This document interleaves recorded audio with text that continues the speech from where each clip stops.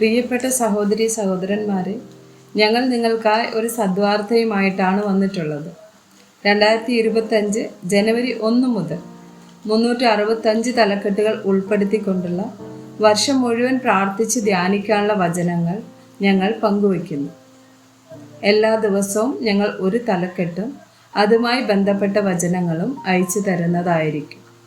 വചനങ്ങൾ കേട്ട് ധ്യാനിച്ച് അനുഗ്രഹം പ്രാപിക്കാൻ ഞാൻ നിങ്ങളെ പ്രോത്സാഹിപ്പിക്കുകയാണ്.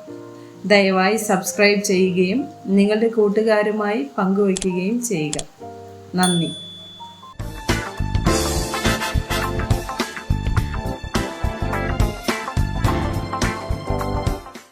ദിവസം 150. ദാനങ്ങൾ.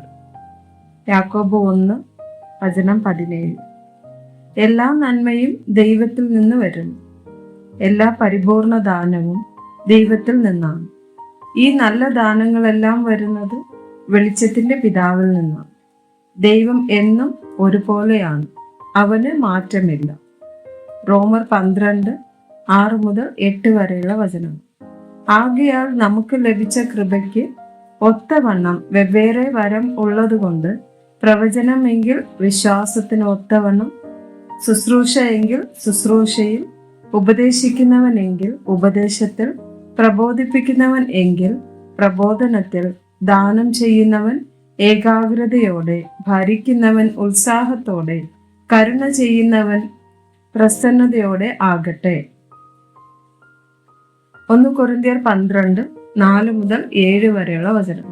എന്നാൽ കൃപാവരങ്ങളിൽ വ്യത്യാസമുണ്ട്, ആത്മാവ് ഒന്നത്രേ.